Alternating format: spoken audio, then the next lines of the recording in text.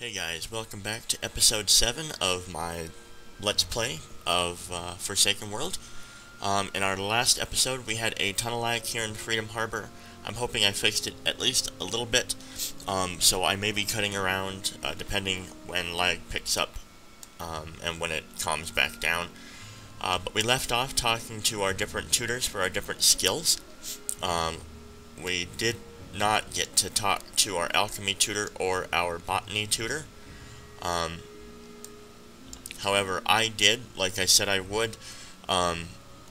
So they have been talked to, and we now have our skills.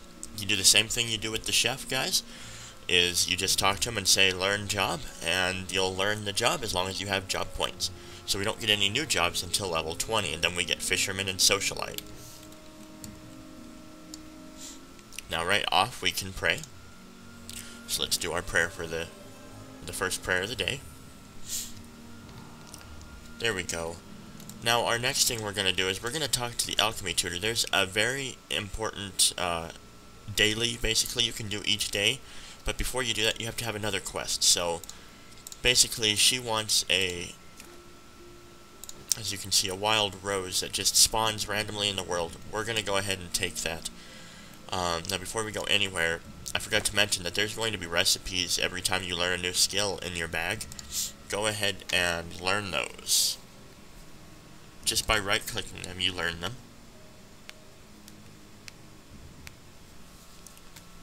Alright, and a couple more. They also give you a couple free things to make, or a couple free mats. There you go. Materials to make whatever your skill is going to provide. Our first one right here that we'll use just right now is milk for cooking. The most important one I've found is to make sweet milk. Your mana, as health isn't that much of an issue usually, because you get more health potions than you do mana potions, so I'd say worry more about making the milk. So I'm just going to create just one for now. We'll make more later, I just don't want to waste too much time making it. That's what it does, it uses your vigor. Your vigor will go up throughout the day, so don't worry about that. Alright, what was our next thing to do? We were going to go to Nefarious. We have to go to Hugh Sutherland, and then Henry will be last. We went to our pet dealer, and we have a pet, as we see here. Now, when your pet gets completely hungry, he will not spawn for you. And when he's down below 10% health, he will not spawn either. Alright, let's go to this guy.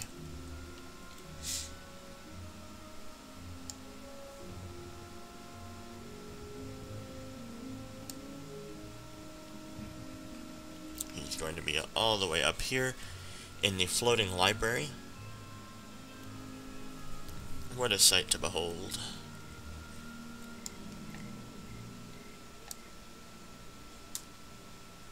The Dawning Hope Library, I suppose it's called. There we go. Alright. So we're going to come up this side over here. We're going to talk to the chairman. Turn in that quest, and then we're going to come over here to this encyclopedia. We're going to click on it. There we go. And turn that in. That'll give us the book, and we now have the encyclopedia, which you have information on instances, all sorts of other things, on different races that you can look at.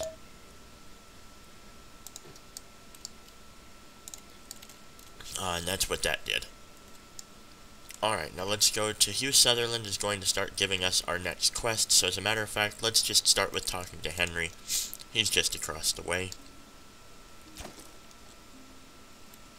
Oh, we also have a collection item. Let's go ahead and use that and get us some XP. There we go. Alright, not bad. We're not too far from our 13.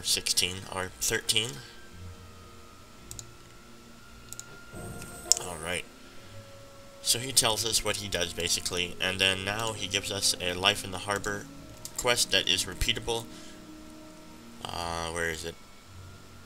There, right here, you see, can turn in, or current turn in 1, max turn-ins of the day, 30. So that's how many you can turn in each day, is 30. And they're decent XP. If you have the time, it's definitely suggested you do them for the XP.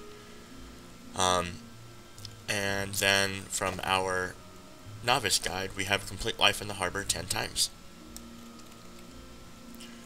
But first, let's talk to Hugh Sutherland the Pure-Hearted, who's probably going to send us over to the same area that these Ratkin overseers are. Oh, hold up. Here's our rep agent with the Lionheart. Dwarf Blessing. Alright, we get our first blessing, as far as I know, our only blessing. You can click that. Each race gets their own.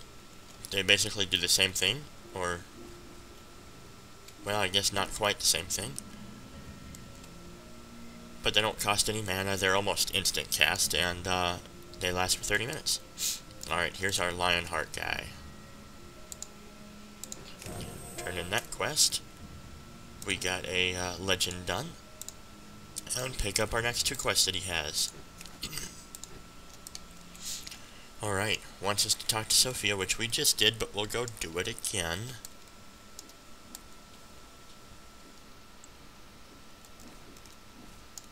XP is XP. Or not. Okay. Just wants us to talk to the different reputation agents. So let's go ahead and do that. Elaine is with the Union of the Woods, which is in Alameda Park.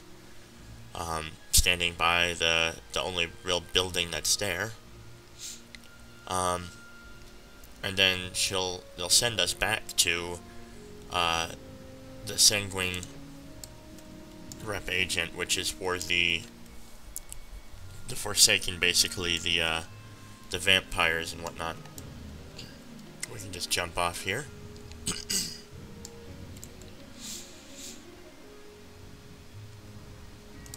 Alright. Here's Elaine.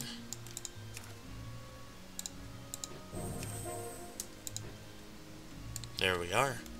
And now we will head back out.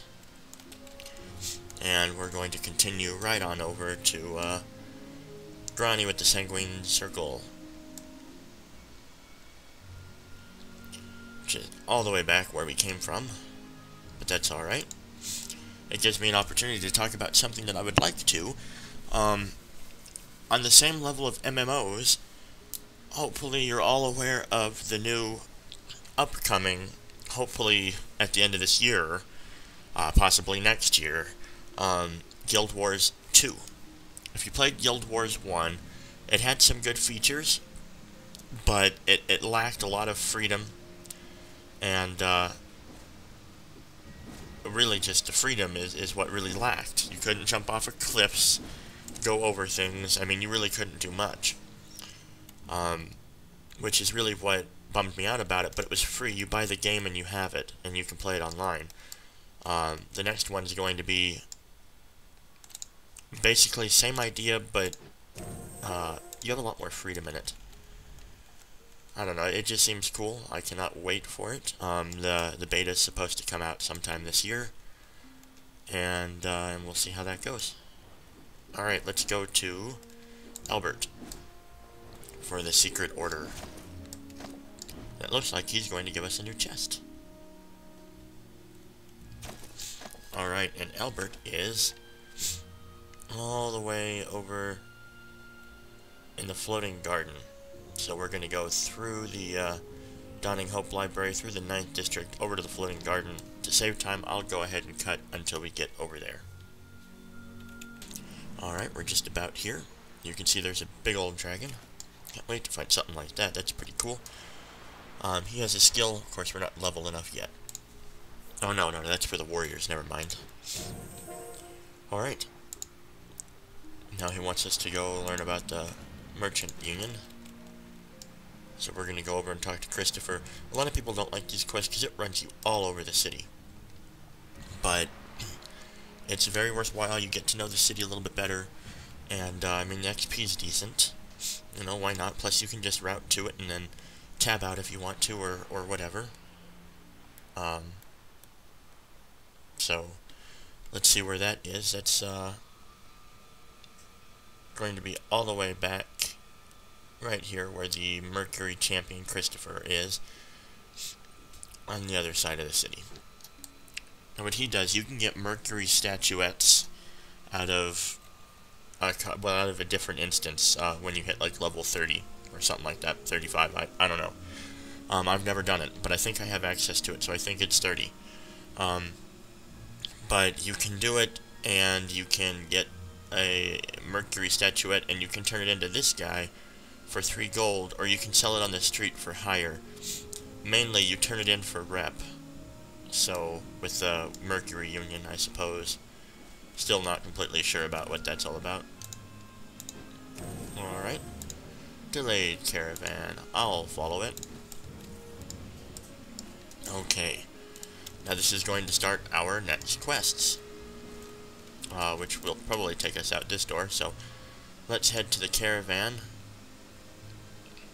Or we'll click to go to Jerry, which as you can see is almost 200 meters away. Let's zoom out. It's going to be here in Fhraelaok Plain. Looks like right here, and that's about where the Ratkin Overseers are as well. So I am going to, well, we're already halfway there. I'm not going to cut. We'll kill our Ratkin Overseers. We won't worry about turning that in yet until we head back to town. We'll just hold on to that quest, and then we will continue through our other quests. Alright. Now, before we turn this in for you, Jerry, although you're probably going to tell us to kill more of these guys, so let's just talk to you. Delayed caravan, yeah. There we go, there's our level 13. I eat ratkin for breakfast. Alright, so he wants us to kill 10 ratkin of any type, and the Life in the Harbor wants us to kill 5 overseers. We'll go ahead and pick up on that in episode 8. So please, if you enjoyed this, thumbs up, and be sure to subscribe for our my next video. Thanks for watching.